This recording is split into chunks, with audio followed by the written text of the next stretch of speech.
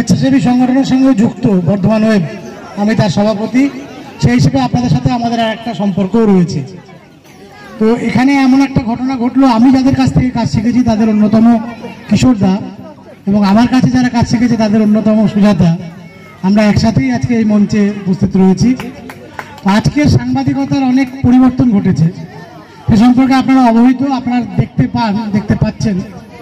আজকে আমাদের কম্পিটিশনটা কিন্তু মূলত রিলসের সাথে, রিলসের যে এত কন্টেন্ট তার সাথে সাংবাদিকতাকে কম্পিট করতে হচ্ছে, এবং তার জন্য নেচে কুদে নানা রকম অভিনয় করে সাংবাদিকতার একটা ধরন পশ্চিমবঙ্গে শুরু হয়েছে।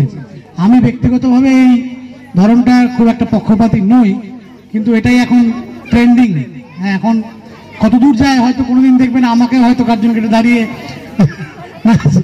সেরকম একটা পরিস্থিতি তৈরি হতে পারে, ঈশ্বর না করুন সেরকম যেন না হয়। তো এখন গতিটা এইদিকেই যাচ্ছে, কিন্তু সাংবাদিকতা আসলে মানুষের কথা বলা।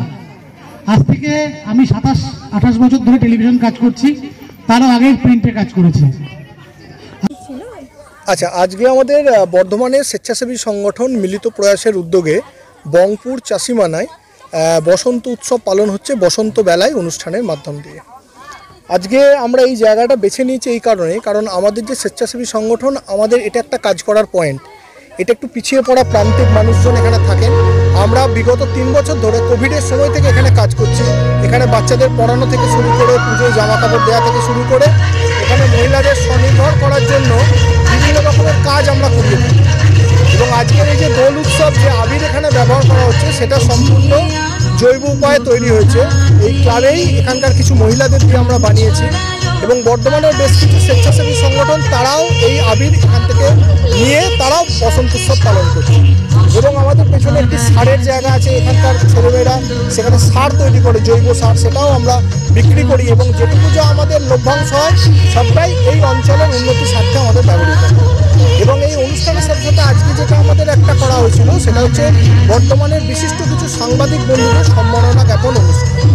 সাংবাদিক বন্ধুরা রোদ জল বৃষ্টি সমস্ত কিছু মাথায় করে সমাজে ঘটে চলা প্রত্যেকটা ঘটনাকে মানুষের সামনে তুলে ধরে।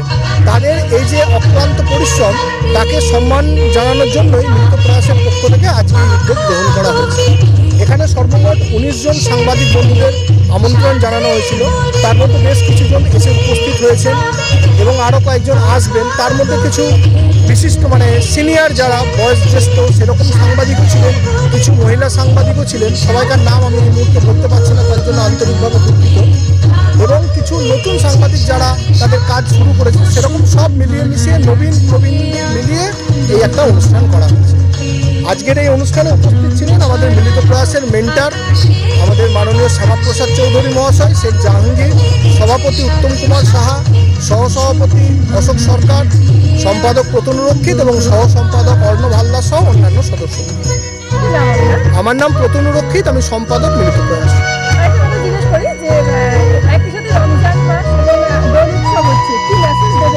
অবশ্যই এটা একটা খুব ভালো দিক যে রমজান, এটা যদি কিছুদিন বছর আগে আমার এরকম মনে পড়ছে যে যেদিন ঈদ হয়েছিল সেদিনই দোল পূর্ণিমা পড়েছিল।